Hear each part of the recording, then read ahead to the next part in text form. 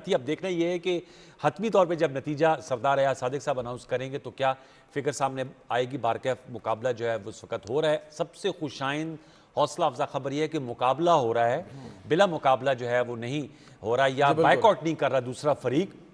इस democratic process की legitimacy को एक तरह से आगे बढ़ाया जा रहा है। स्पीकर मेंबरान असम्बली ने हल्फ लिया, स्पीकर डिप्टी स्पीकर एक election of leader of the house का, और हम पीटीवी पे वाज़े तौर पे अब ये भी रेड में टिकर चल रहा है कि स्पीकर कौमी असम्बली ने पार्लियामेंट का मुश्तरका इजलास भी 9 मार्च को बुला लिया है और ऑब्वियसली वी ऑल नो कि सदारती इलेक्शन होने जा रहा है। तो पार्लियामेंट अपनी कंप्लीशन की तरफ बढ़ रही है।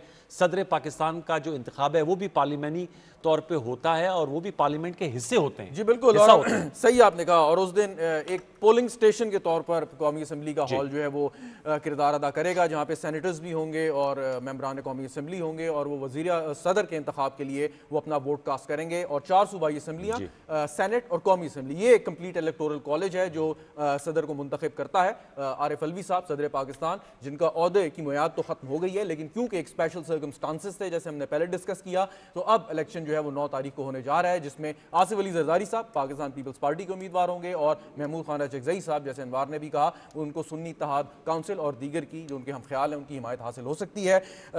थोड़ा सा अगर तो स्पेकुलेट करते हुए गुफ्तगू करें कि शहबाज शरीफ साहब के पास इस वक्त एक कंफर्टेबल मेजॉरिटी है, वो वज़ीर आज़म मोस्ट लाइकली बनने जा रहे हैं। उसके बाद वो as a matter of norms जो है वो खड़े होकर तकरीर करेंगे कायदे अमान की हैसियत से। अयाज सादिक साहब यकीनन स्पीकर कौमी असम्बली उनको दावत देंगे और ये जो पहली तकरीर होती है इलेक्शन के बाद, ये जाहिर करती है कि आपका कंडक्ट अगले आने वाले सालों में कैसा रहेगा। क्या आप रिकन्सिलिएशन चाहेंगे, आपकी पॉलिसीज़ किस तरफ होंगी, आप मईशत को टारगेट करेंगे, अपोजिशन के साथ आप कैसे रवाबित रखना चाहेंगे। जाफिर साहब, शहबाज शरीफ साहब जब अपोजिशन लीडर थे तब भी वो मफाहमत की बात करते थे, उन्होंने चार्टर ऑफ इकॉनमी का जिक्र किया। उस वक्त हुकूमत ने उनको ज़्यादा जो है वो उनको इनकरेज नहीं किया, पाकिस्तान तहरीक इंसाफ की हुकूमत ने। हुकूमत में आने के बाद भी उनका कंडक्ट जो है वो अपोजिशन के साथ ठीक रहा, वो बार बार यही कहते रहे कि आए इत्तफाक राय पैदा करें। आज की जो अगर तकरीर होगी या वज़ीर आज़म बनने के बाद जब भी वो तकरीर करेंगे, आपके ख्याल में वो क्या किस किस्म का विजन होगा पेश करेंगे? शहजाद, सिर्फ मुझे 1 मिनट दीजिएगा, चूँकि पहले उससे बड़ा इंपॉर्टेंट टॉपिक आपने था कि पार्टीज़ का लर्न करना। मैं ये समझता हूँ कि हर पाकिस्तान की जो मेजर पॉलिटिकल पार्टी है उसने पिछले 30-35 साल से लर्न किया है कि अल्टीमेट जो मुल्क की स्ट्रेंथ है उन पार्टीज़ की वो हाउस के अंदर ही है, और हाउस ही एक ऐसा मुल्क का एक एरिया है कि जिसके अंदर जाके बैठ के हम हुकूमत भी ले सकते हैं और मुल्क की मसाइल पे बात कर सकते हैं। पीपल्स पार्टी ने 1985 का जब इलेक्शन हुआ था तो जब उसको बायकॉट किया था, तो आज तक उन्होंने उससे लर्न ये किया है कि हमने हर सूरत उस पॉलिटिकल प्रोसेस के अंदर जाना है। और आपने देखा कि जो भी सिचुएशंस आई है, पीपल्स पार्टी ने कंटिन्यूसली उस प्रोसेस का हिस्सा बने हैं और उन्होंने प्राइम मिनिस्टर्स भी ली, उन्होंने अपोजिशंस के अंदर भी किया, प्रेसिडेंसी भी ली। 2008 के अंदर जिन पॉलिटिकल पार्टीज़ ने इलेक्शन के अंदर नहीं हिस्सा लिया था, उन्होंने 2013 के अंदर रियलाइज़ ये कर लिया कि इलेक्ट्रल प्रोसेस इस मुल्क का उसमें पीटीआई शामिल थी। उसमें पीटीआई 2008 के अंदर ये अचकज़ई और ये जो पार्टीज थी नहीं गई थी, लेकिन 13 के अंदर ही। अब इस 1.5-2 साल के अंदर मैं समझता हूँ कि अब जो नहीं सीखे थे उन्होंने भी अब सीख लिया इस मामले के अंदर है कि अगर आपने अपनी पॉलिटिकल स्ट्रगल को जारी रखना है तो पार्लियामेंट ही बेहतर ऑप्शन है।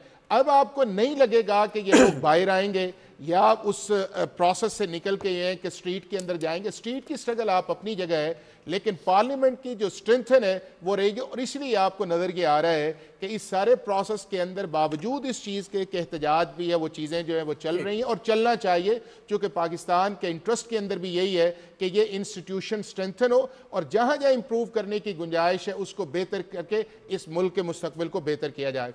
अब दूसरा चीज़ ये है, मैं ये समझता हूँ कि आज जो प्राइम मिनिस्टर ऑफ पाकिस्तान की स्पीच है वो बड़ी इंपॉर्टेंट स्पीच आएगी और उसके अंदर फिर मेरा ख्याल है कि 3-4 एरियाज़ के ऊपर ही वो बात की जाएगी। नंबर 1, वो रिट्रीट इस चीज़ के अंदर फिर अपोजिशन को करेंगे कि आए इस मुल्क को आगे लेके चलें और इस मुल्क के अंदर जो अपने काम करने हैं मिल के करें। और ये बड़ा इंटरेस्टिंग शहजाद ये है कि इस वक्त पाकिस्तान की जितनी भी मेजर पोलिटिकल पार्टीज़ हैं वो गवर्नमेंट में हैं। इस वक्त जो अपोजिशन के अंदर है उनके पास भी एक प्रोविंस है, उसके बाद पंजाब के अंदर भी एक पार्टी है, सिंध के अंदर भी पीपल्स पार्टी मौजूद है, और केपीके के बलूचिस्तान के अंदर भी ऑलमोस्ट सारी पॉलिटिकल पार्टीज जो हैं वो किसी न किसी कॉन्टेक्स्ट के अंदर, अगर आप कल भुट्टी साहब का वोट आप देखें तो अच्छी खासी असेंबली की तादाद ने जो है वो उन्हें वोट दी है। तो मीनिंग देयर बाय कि इस वक्त हुकूमत के अंदर सभी शामिल हैं और सबका स्टेक्स भी उसके अंदर है। अगली जो चीज़ आएगी वो ये आएगी कि नंबर 1 आएगा, फिर इकोनॉमी की बात आएगी कि चूंकि जिस इकोनॉमिक क्रंच के अंदर हम गुजर रहे हैं पिछले 2-2.5 साल से, उसको निकलने की ज़रूरत है। और उसके अंदर जो इंपॉर्टेंट चीज़ आएगी वो ये आएगी, चार्टर ऑफ इकोनॉमी पे भी बात होगी, चार्टर ऑफ गवर्नेंस में भी बात इस चीज़ की आएगी कि इंस्टीट्यूशंस को जो है वो बेहतर करें। और उसके बाद मेरा ख्याल ये है कि इंसाफ का निज़ाम जो है उसके ऊपर भी बात होनी चाहिए या होगी कि जितनी देर तक आप अपने इंसाफ के निज़ाम को स्ट्रेंथन नहीं करेंगे, उसको अप टू द मार्क नहीं करेंगे, इस मुल्क के अंदर गवर्नेंस या आपकी इकोनॉमी जो आगे नहीं जा सकती। और उसके लिए मेरा ख्याल है कि चूंकि 16 माह के अंदर जो एफर्ट्स थी, उसके बाद केयर टेकर गवर्नमेंट ने उसको कंटिन्यू किया, और वो एक जो बड़ा प्लेटफॉर्म बना हुआ है SIFC का, उसके अंदर बहुत सारी चीजें जो हैं वो राइप अप हुई हुई हैं। अब उसको सिर्फ किक ऑफ करना है, और मेरा ख्याल है कि अच्छे रिजल्ट्स जो हैं वो पाकिस्तान को अगले चंद दिनों के अंदर जो है वो नजर आएंगे। तो वे फॉरवर्ड भी क्लियर है, स्ट्रैटेजी भी क्लियर है, अब मेरा ख्याल है कि उसको इम्प्लीमेंटेशन की जरूरत है। हाफिज साहब।